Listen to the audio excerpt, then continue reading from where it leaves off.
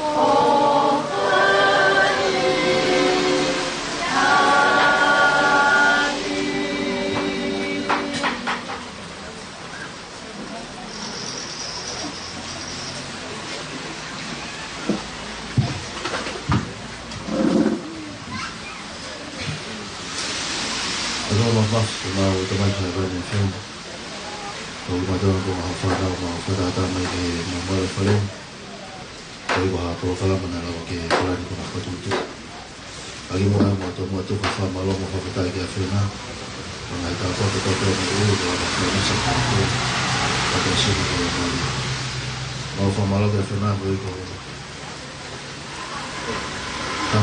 o fini sistema ko nela o ke ama o dia ke nela e mafekau nela vai kuna e ngau e ni pa mo fefia ko to ta ni nga fata ta ya ki mo to be fefi mo fa malo ya funa ko mo le ta na ta ke ni ko ma ma ni ke ta ki mo ya ki mo to foka ko fata na fena ma ko le te mai wan ke Tuvo la mari mano ni que no fue tipo motor y fiafin. Todo hay no está pelado que mau. Fajo que mamá pela mari. Alo que ha mata pequena no hay. Me tocó ni lo que tuvo mamá. Claro que todo más ni que famo le mo sino que. Me fue todo mente con la que no fue. Amo te vai no está pequena que no auto no la que no la ni todo ni me tocó que ni. Hasta cuando la que no fue Mama lagi aku nak kopi belot mula kefai belot malam aku pasuk pada sini. Amen.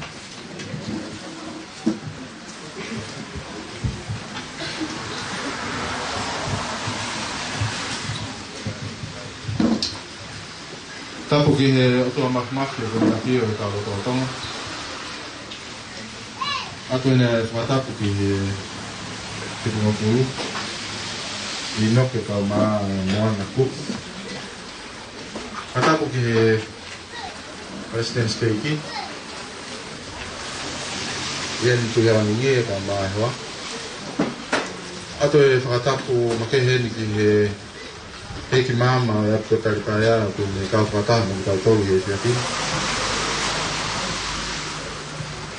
Ato e whakatapu ki he siasi He poki ki he ongo family Ngahi kau ngā mea mo maheni o tau whakataha i e whiakaponi.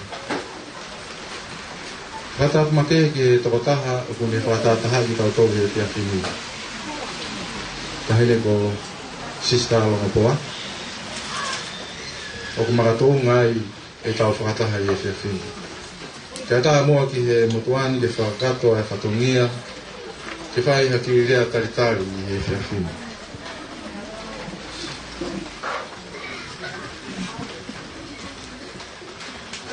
Kainga o ku hongerea ke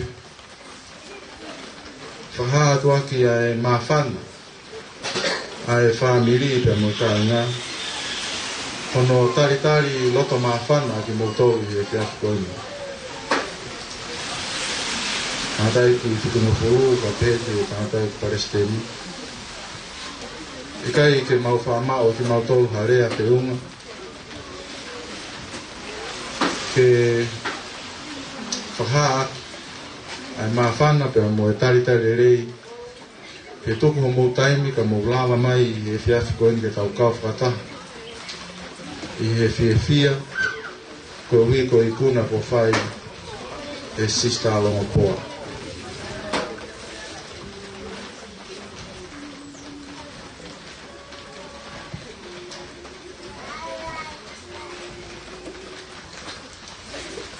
Kataha pepe a moe kore wha more atu ka tunu tō. Ka whau iai ha whakapotunga tā te unga pita e tāo. Mo wha more ki mau tō ko tō pia whanau. Hanei pe koia ku mou lawe I o ku lolo tonga ai tawanga ai atu ko tāli pārai. Ka ku hai te rihanga tau ai fuwhi e pia mo veke o pia teki mau tō. Ko hui ko ngawe maongo ongo. Nai whai e rotua e me ui e tāhine koini te whahoko no kina manu. O pehe ai mawhana e whamiri, ke taritari rea ki mo tō, ke tau kau whakataha. E no whakailonga e mo whawhiawhiai, ai ngāu e, ko whai he tāhine koini, tau whiawhia ko tō ai. Rewerewa e malanga, ka tō tau atu. Whenga maria koini, Ka hoko toa i hono whakahoa e tahini ko Sister Lomopoa.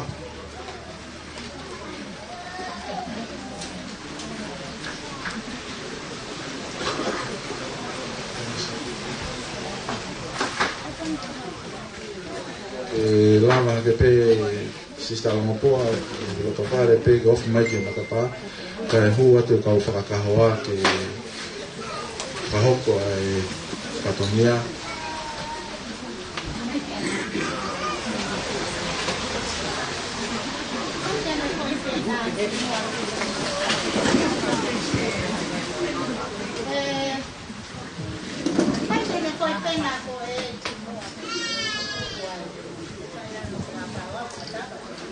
Io, sai, lava mai per poi salire di nuovo con pennate, fa poi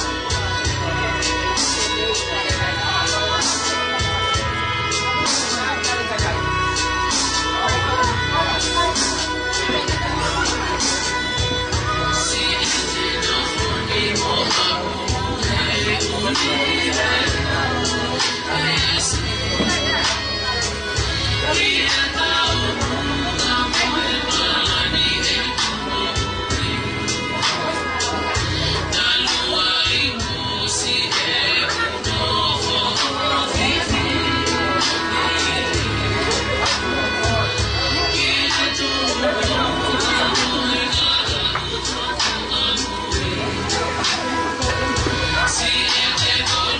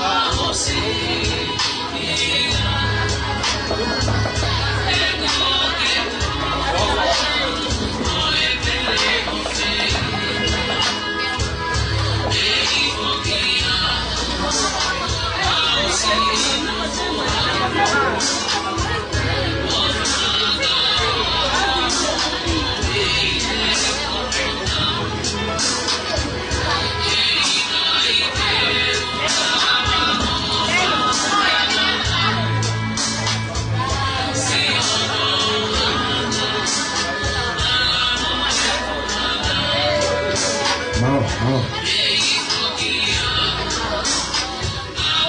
Pamalo tu ko lava e kakana koia. E tuku lua ke hua koe ki kore whamatatua koe ki he tahine e ki mama o epko taripaya. Tahi wakataka o more. O ki lava mai mua o whakaataro na huku ai otu ka hoa tahine o sa ringo o pua. Mau.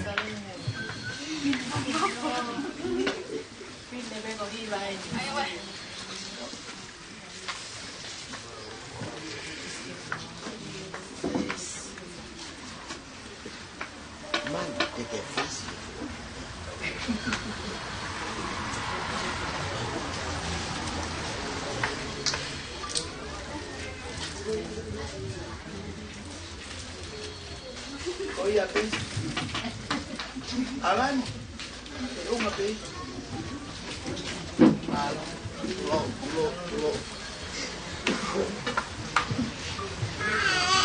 Pamalo tahine i mama o epko taripaya. Yang mali ko ni hopa to pe ki tau te pire.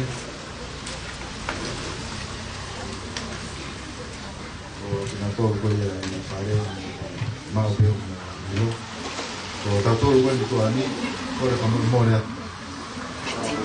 hablaba mai pe hen y todo el lado de teniki ko le pere ki e muy bien mo kamata mai pe o mo tana ki ya yo ha o mo me a to pe ko me ana ka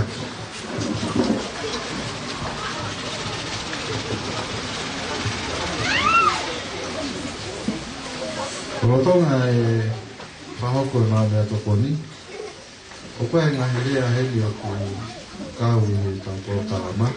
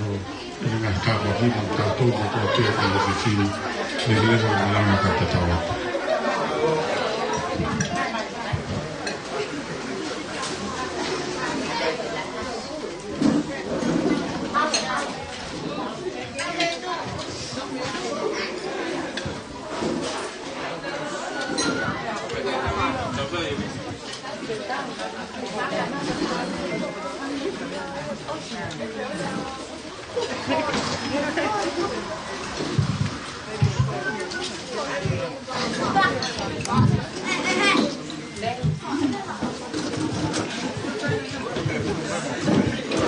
kaukore uhufanga atu, whakatapu ko toa pē ko taramuati me he tau mua e tau katoanga e whiawhini.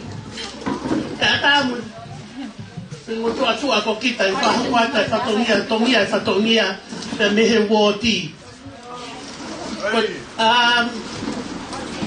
Kai ke whaha hanu, ko ma wōti, ko wōti o wōti city. Mea ko tau pē hau ki ai, toi pē, reipe mau pi sope mea mai loto. Masi era tu fine mātu a, tu anu, kamu mai pi sope ke tu o tongia e whatongia. Pi sope, ona ke teitei pehe tō kele hao lea ha, fei tuku tike mea holoa. Pea, i he fie ke tongia e whatongia ni o ko fie tuku mi ta whaaki, Young koe whakawhiawhia. We are welcoming back a sister Longopoa. Ka koe best friend ya o tupo I he woti. Tāu e papia e ma. Ka mata hake pehe woti ni ma. Wa uki he ene hiki aku ki Amerika. Na ne whakawhatongia I mai aki au. A whanau ko toa hano whangatunga ane na wako I lia hona. Ke tokanga ki ai. Pea, ne ongo pe kua maalolo, prawola I toko tahani. Ka watu e kupo po aki ofa. Kia tupo, maufiu, whamau ho mauloi ma tā, ki whasi kona. Tau play mai he DJ. Ia mau manaku ofa lahi au pita tu kia koe. Ne ongo ho hola ki Amerika. Kana ke tuku ho ngau maali I ho mou a pini ka koe fua lotu mo ho ngā we ku tau sio ai ki he whakahoko I Sister Longopoa paku hange koe lawe ko ia ai piku ngofulu pe po ia I hawhai whekau pe hei ko nganu ko alu ia as an ordinary missionary te ke alu pe o ngā ue he tau ewa mahina ua wha but very, very special, our Peter Sister Longopoa. She did an extraordinary job. She went an extra mile and did 32 months. Pamu whakafuafua ki he fukuta puaki. A whea mai he ki tahine koe ni ki hona loto whale. Ta toki maa loa tu pēa tu pou he wike kua osi. O si ilo I pe e tupo sayang e ke upolau he e mo uilele e whamelini I he hiki toa e whakate holo e whanau whangatonga ane no whanki ila mutu and her nieces I he mala e tau ai e ki pe upole ai e City Woti mawala ato puke mai e whae koeni Amelia, que ne hanga petong ya Congo mautafa aki I Woti. Pega halea, lelei que mahba no montón, ka koe lau kaupe he lava mea, lau kaupe he fai mea, ope atu, I he mea toton ke fai a lelei, koe lau kaupe he tau hi moe ohi whanau ma onga kua whakahoko, ke whanau, lave monua I City Woti. Toki o ane pe ki I whanau ni, ko mau osi nofo mai matolu he Woti, moha visione, te nau whai e mea kotoa pe, te unga mo tāu me longongo na leia galaxy. O ku mamau ha opalahi atu, pe ko ilo pe, e a wate mau pōko aki ki Amerika, ki a mapa te spolau, a wate ki whai toka. Tupo mau ha opalahi atu au pito. E pia fini, mate ale upe fie o kisko uka kontarane, no poi po mamalu, tau ke yongo I pe tau a hapa ko uhiko pō. Kau kumau ka fia tae hano tatau. Mau whakahate, mau whakamalo ia. Fuku te pire mahu koeni. Mau lawe mo nuai. Koe whakalangi mo o nenu ko tau whai. Tau pe mo e kina pe mua he whai lelei mo tāna ki nahi. Oho whanonga ki he tae ngata. I he mea kotokotoa pe ku tau whai. A ako ki he aho ki aho. Mau whalahi atu mau kau biso pe. Alo mori le whakafonga mai he aho ni. Sista longo poa, mau whati a koe. O alu ai pe he fuiwi kona ku ke he whoki mai moia me malai ngā whai whekau. Hoping for a great miracle to happen i he tau ki i Siki Woti. Bring some more songs. I he tau ki i fold. Ka nara ki tau hoko fia pe hea. Pa mahalo atu ka kefu mo na whakatehina. Mo whakatoko wā. Whakalangi ko whai koe ni. Malo, kai kia halea wheunga. Atu mau o whake a ua kia mapafis me whanau ki Amerika. Mau tua o whatu me he tau ki Woti. Mau kei lelelelei pe me ako no kotoa. Pea lea pe ia o kou whai. I wa whakaransi amen.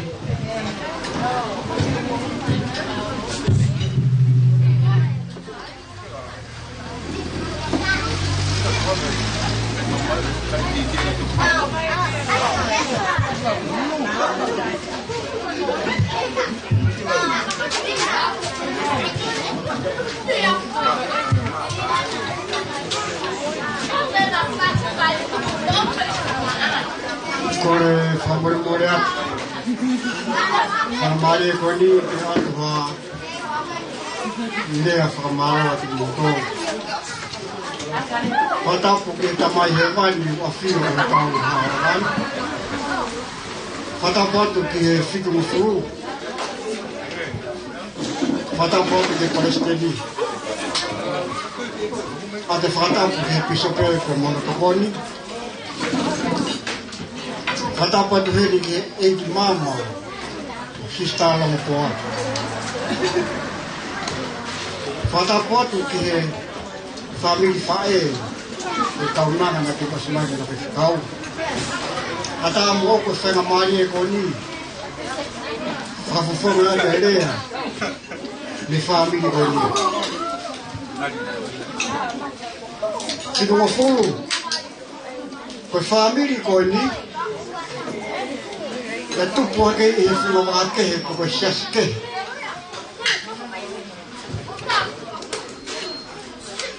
alwa te maulalahi ye ngai hoa ye mo whanau o tupu laki asiasi i whamiri koe ni ka koe ki kau nama koe na te osinai e ngai kai whekau. Koe toko ni maa kia e whamiri koe ni ngai kai whekau. Kau toko ono, kau ngai whekau e whamiri koe ni. Ko hono ono, na te ki hupe o ngai whekau e mahina kōsi. Koe ono ia, i whamiri koe ni.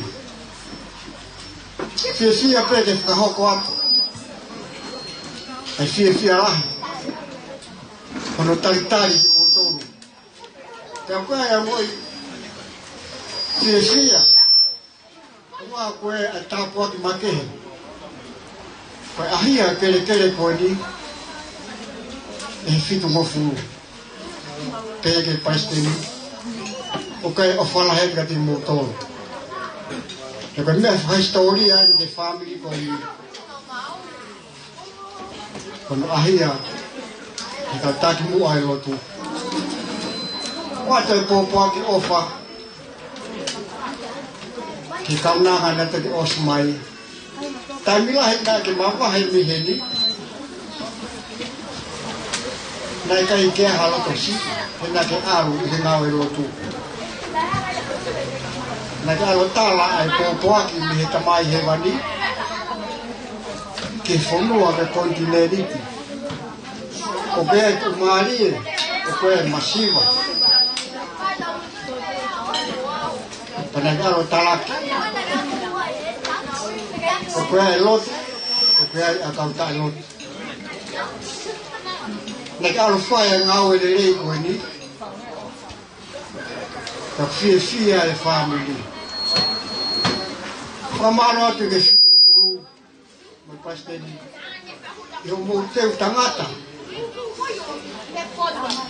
Nai alo e kaunanga ko ni he rotu. Ko mo teu a mo tolu. Kai ke maha rea whiunga. Whakahounga ke whiaf ko ni. Whako maha o wharaika te mo tolu. Ke greva malanga ko tawa.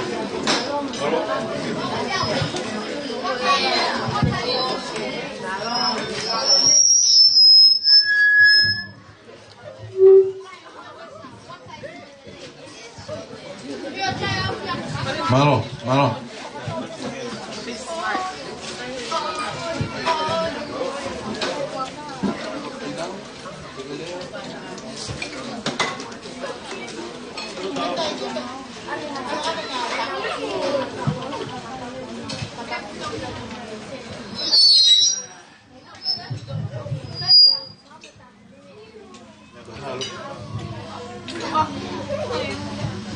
Quatro watts. Kalau pergi foto aplikasi atau kalau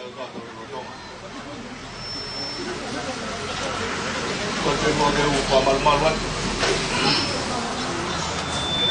buat apa?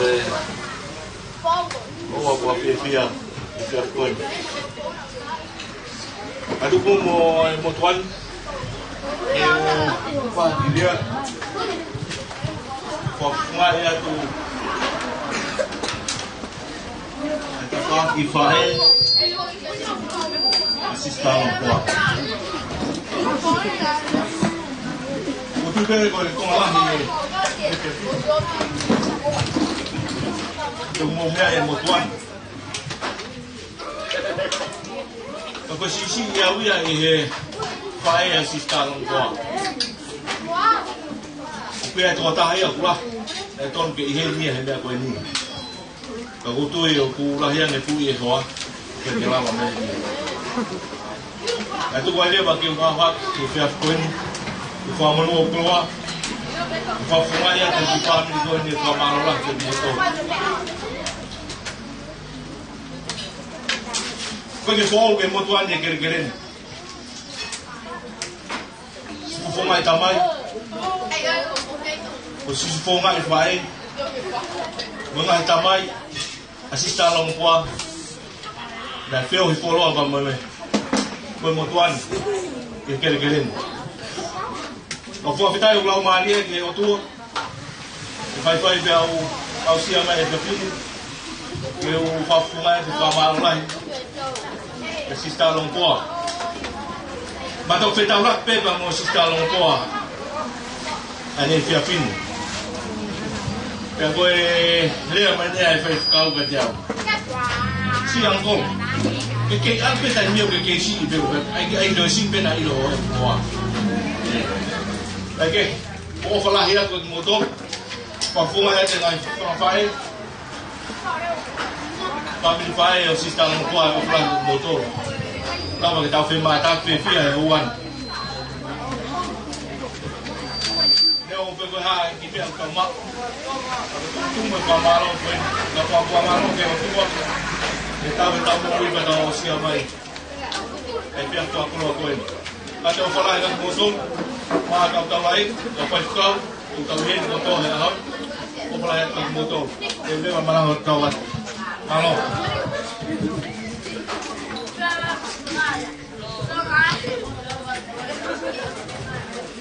Amalo atu ki le rea ni tokosi. Ane pego ni lava gani ai. Tenga maria ko ni. Ino mai ai ki ai tera. Koe... Pamahana peia ai whaneri. O whaneri. Pega na hoko mai ai whainga maria ko ni. Pea tutuku atu a maikage atu ina. Oia teni hoko atu na oi. Para mim, Malo ang pito. Sama mo na pa kay. Aquí.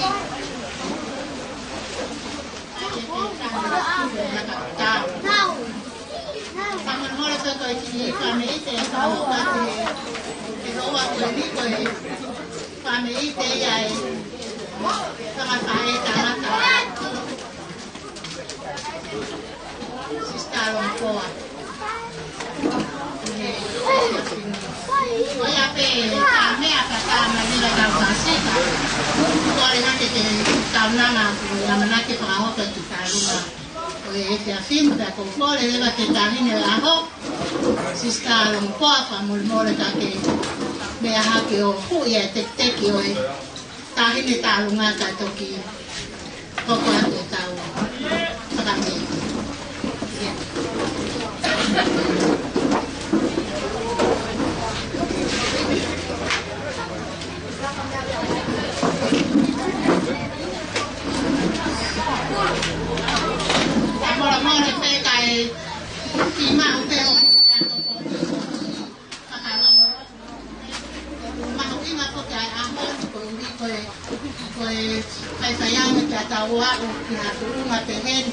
Tao siya tao fanau ka hangaw tao ka ko nau fai o fai lo nga ai gospel tao ko sisu kalaisi tao ko ma inga ya ka tao to kai ko na to ko ni so ko ni aya ki mui ta ko ri fo ki ko tao nga tangata ko dia nga hapon ko tia pe ke nga ha ki peret ko tao hanga ko to apeki ai ta ko ui ko kol pa mo mo ya pe e mara ko ni pa mo le ya nya wa ko tu ya nya sista ko ki nau ave are ha ai no para ko ko ai ko ya ko ni ta ne o ko pa ma lo la nya ya se mata ne ka ma mo na yo a ki pa alan ni ko ya mo to mo ko pa pe ka ke ka ka tomia o ako ko tao ketia ko to ape ko ni ko o para tua ko ko tao nga ko to pare levan fungan pehen ko ave prosperia eki kengan te tu ke na kaya tawa manakia ka tao fa feta ko eki ko ne hanga fa tata haya tao to e fia fi para ko ko tao ho mai ya ko ma lo to ko ma ki family tane o pepe fefe ai to fa to mia ho mau ki family ni ho mo wa kai mai ka to le ospe ka to anga o e fia fili ko wi te ka o te tau to e fai mari fo o ka mo le mo ya te wo ti ko ni o ka te ka ki ko u hi ko e ka ma he ka ni ko sista long kwa ka ta ni ka to e fia ka ko lo ko ta ka ti to e fai ga lo to ke wa meria ko wi ke ka au te ha wa de ti mo wa o kai ta mai le ba tau fa si le ma fa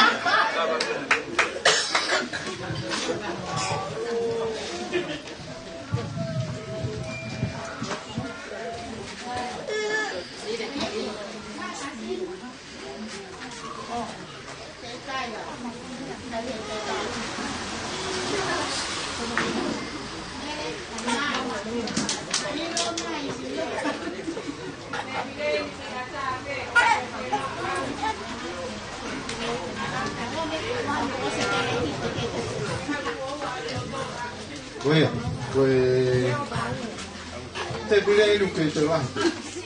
Lama pero peretito el lama mayo hokwa que para una y esteo café fime.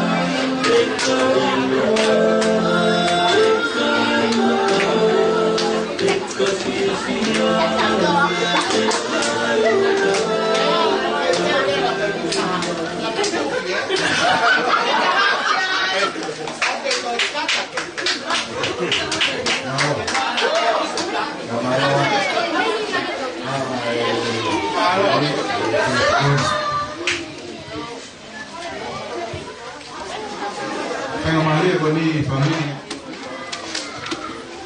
Pero toko ia tama tahine ku ana naho ni. Kataki famormore sista lomopoa. Mama mai o ya kahiri ele pai sista lomopoa. Kumoa ku kore. Presione de lei que me Kataki famormore boa. O fao se mai aí dia ficou ali aqui tá bom. Wow.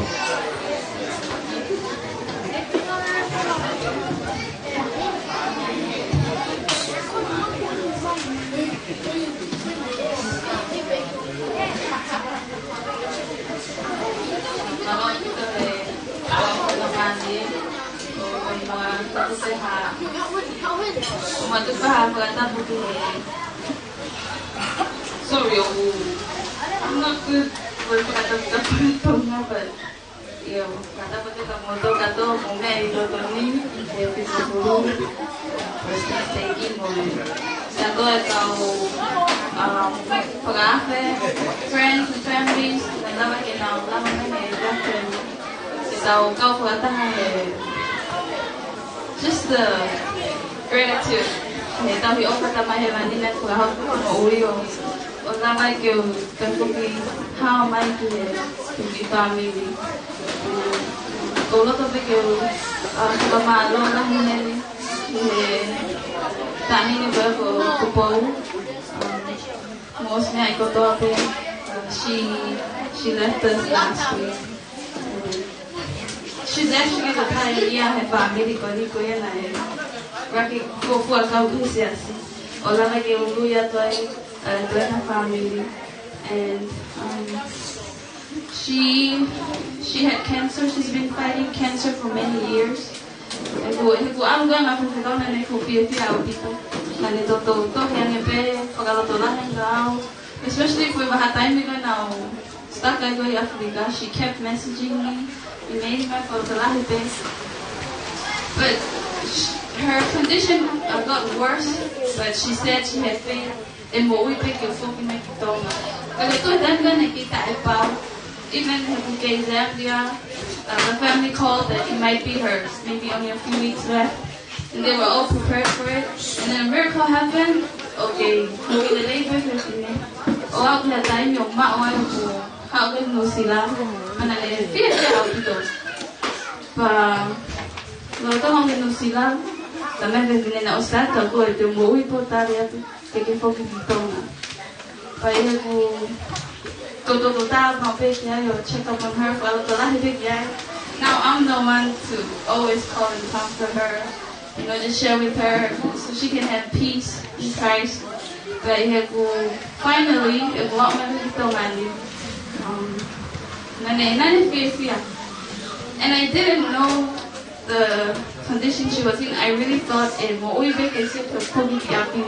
was looking forward for this day, but unfortunately the Lord had different plans. The Lord needed her and she left.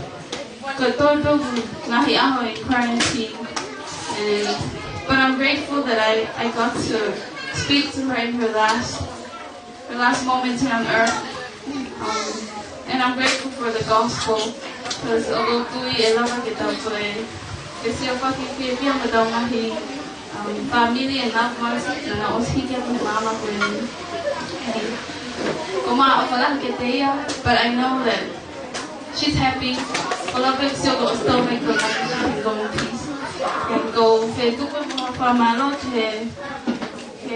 pangatamai Alani mo Tino ko Dani ang kefu ay mo pingahi to gondi pingahi popo ko tape wala na dito mga like na to but yeah kumaha wala na to mga kids mo family kaya di Amerika Gamapa ko he really played a big role in my life pag kumaha wala dito ko Colombia, Lolita, Loto, Ceci, and everyone out there, Paula, thank you for always being there since I went on mission. They've been helping me physically and spiritually, making sure I was fed, but I was fed. Yeah, I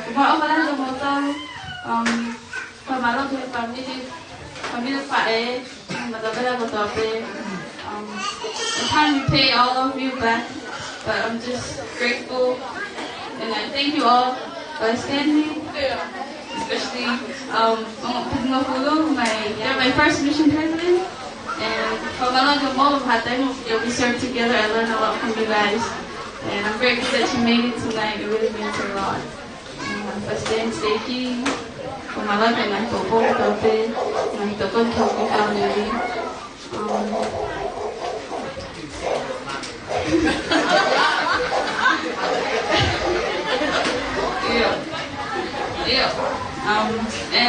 uma para que eu mato a quando eu e o tudo né é family que tá lá te faz mami vai dar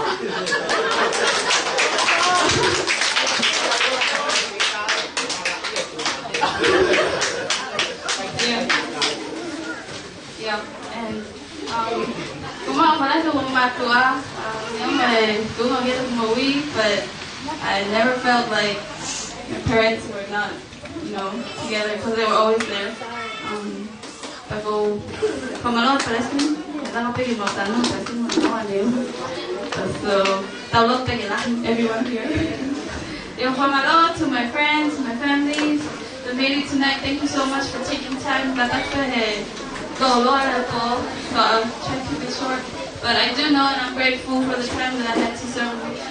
I know that Church of Jesus Christ of Latter-day Saints is the Lord's restored gospel. Pagtulah ang family okay na kamisasi. Pagtulah yung mo student ikaw kay ikaw kinabahan mas madali lang bukod. I know it will bless your life. Just like how it bless your life. Kamalo kaya as been a father figure ikaw yung kamisasi. So mao pala yung ito and I have to give you these things in the name of Jesus Christ. Amen.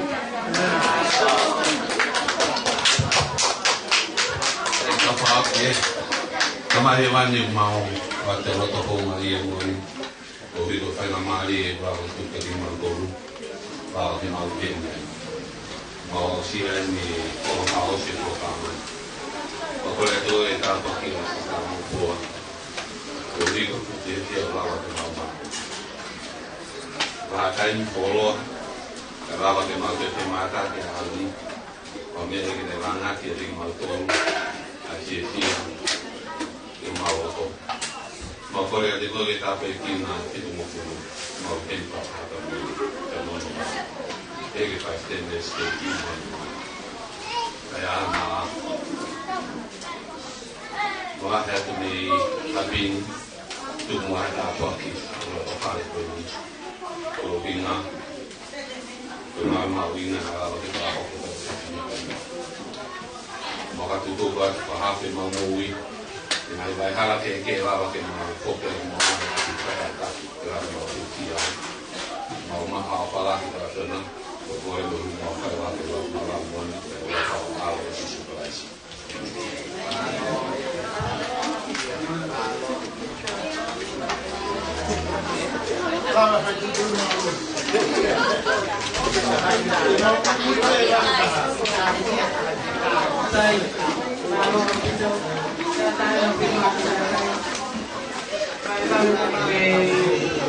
Te piden yung abala kita po. Kata mahita. Te piden yung mata at kamuto.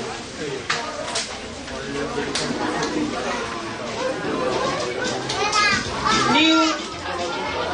May amay tayo hindi ko lang kamay.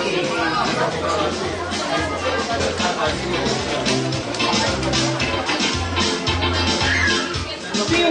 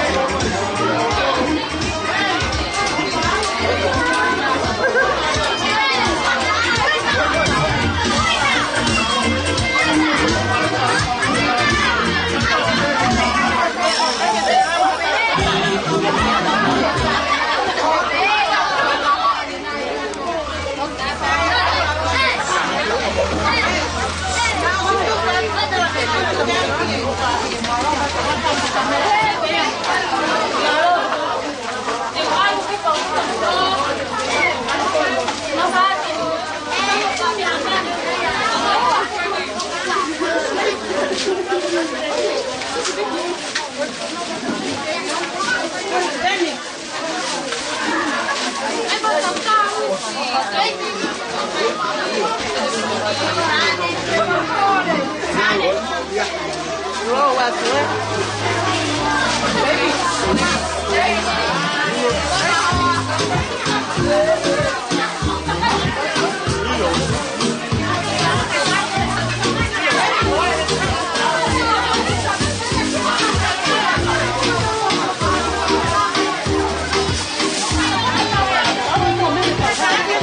Mì Gõ để không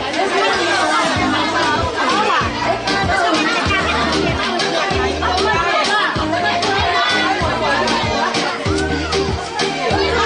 lỡ